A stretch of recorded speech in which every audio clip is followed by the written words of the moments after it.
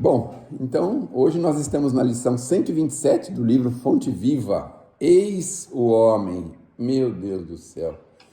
Eis o homem. O título da mensagem é Humanidade Real, 127.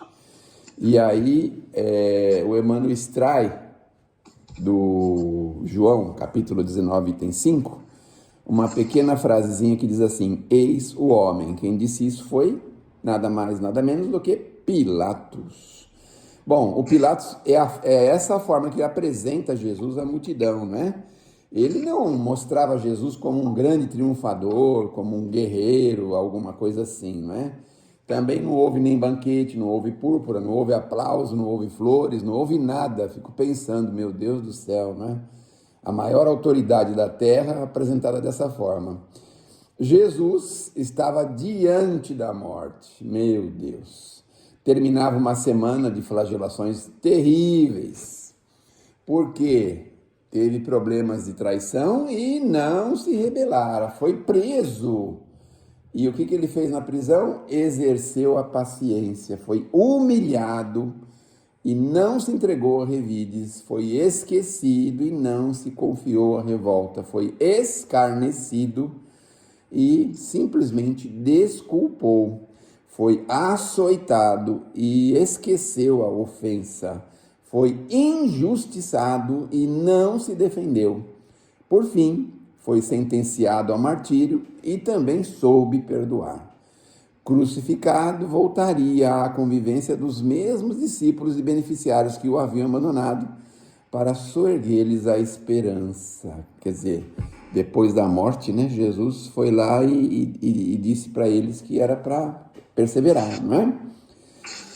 Bom, exibido diante do povo, Pilatos não afirma, eis aí um condenado, uma vítima, alguma coisa assim. Diz simplesmente, eis o homem. Aparentemente vencido, Jesus, na sua plena grandeza espiritual e revelando o mais alto padrão de dignidade humana, rememora, pois, semelhante passagem. Recordemos que somente nas linhas morais do Cristo é que atingiremos humanidade real. Então, vamos lá, vamos ver aqui qual é o padrão do Cristo, né? Nem banquete, nem flores, nem púrpura, flagelos, traição, prisão, humilhação, esquecimento, escarnecido, açoitado, injustiçado, sentenciado a martírio e, por fim, crucificado. Meu Deus do céu, como é que vai resolver isso desse jeito, né? A gente desse jeito. Imaginem a gente, às vezes, por uma simples ingratidão, a gente já quer, sei lá, saber quem é que fez a bomba atômica para trazer aqui para a gente jogar no nosso inimigo, não é? Uma simples ingratidão. A gente não está nem falando disso aqui, não é? Não está nem falando de ingratidão. Está falando de traição. Está falando de prisão. Está falando de esquecimento, de açoitamento, de injustiça. Meu Deus do céu, muita coisa, não? O Emmanuel coloca assim de um jeito que deixa a gente até constrangido de ver esse problema que o Cristo passou e que a gente ficou assistindo. Mas veja como que é a população, como que são as pessoas. Às vezes a gente reclama que a gente tem algum problema na rua, cai ou acontece alguma coisa com a gente e as pessoas continuam normal, ninguém olha pra gente e segue a vida e nem te socorre, nem te ajuda, não faz nada, ninguém faz nada. E aqui no caso do Cristo, o que nós fizemos, não é? Ninguém fez nada, absolutamente nada. Alguns podem dizer assim, não, mas não era para ter feito alguma coisa, era para ter acontecido desse jeito. Mas não era para ter feito alguma coisa, sei lá, ter pedido uma audiência especial, sei lá, era impedido não deixar ele carregar a cruz, se pôr lá no meio dos soldados, sei lá, fazer alguma coisa em favor dele. Não fizemos nada, absoluto, só assistimos. E até hoje a gente está assistindo. Diante de tudo que a gente conhece do Cristo, o que a gente faz? Assiste, né? Só assiste. Só observa as lições e não toma qualquer iniciativa. Então é assim, em qualquer situação que qualquer coisa nos incomode, a gente já vai às barras do tribunal, já vai às barras da polícia, já vai às barras de pessoas mais fortes, já vai à barra de uma boa influência, qualquer coisa. Aí você olha para trás e vê o Emmanuel colocando isso, a gente fica até envergonhado de ver o quanto a gente precisa ainda caminhar para esquecer todo o mal, para não se incomodar tanto com a injustiça que a gente possa estar recebendo, não é? Então, para a gente assim entender que nós precisamos servir ao mundo como Cristo serviu, não exigiu absolutamente nada do mundo, nem gratidão, nada, né? nem fidelidade, não exigiu nada, aí nós traímos, nós escarnecemos, nós esquecemos, nós colocamos ele para ser crucificado. Quando a gente fala nós, assim, digo como sociedade em geral, como humanidade em geral, não é? Estou falando assim, particularmente para nós pessoas, mas de uma forma geral. A gente se comportou mais ou menos assim que nem criança, né? Quando o pai está com uma criança e acontece alguma coisa muito grave, o pai quer poupar a criança. Não, não veja isso, vamos seguir, a gente quer...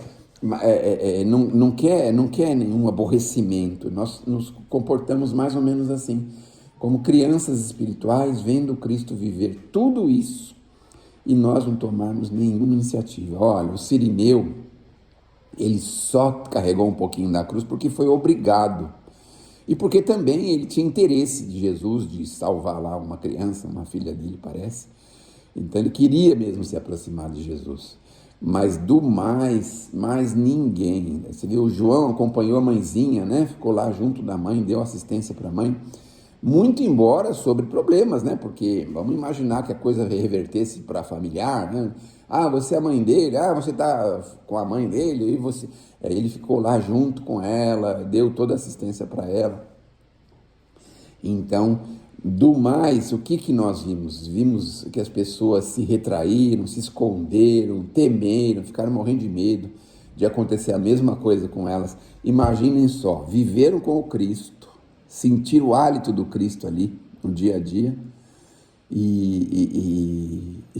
e a fé, né? E a fé, meu Deus do céu.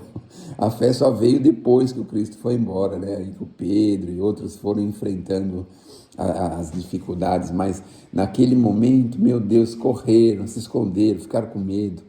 A única que não teve medo foi a Madalena, né? Que foi atrás de Jesus, queria saber onde que ele estava, queria oferecer alguma coisa lá para ele, que ela não podia fazer muita coisa mais. Mas normalmente a gente se esconderia também, a gente ficaria nessa condição retraída. Então, é uma lição para que a gente possa entender que é assim, né? É o que ele fala aqui, né? Rememorando semelhante passagem, recordemos que somente nas linhas morais do Cristo é que realmente atingiremos a humanidade real, quando a gente aprender a renunciar, aprender a amar profundamente, não é? Sem esperar qualquer contrapartida.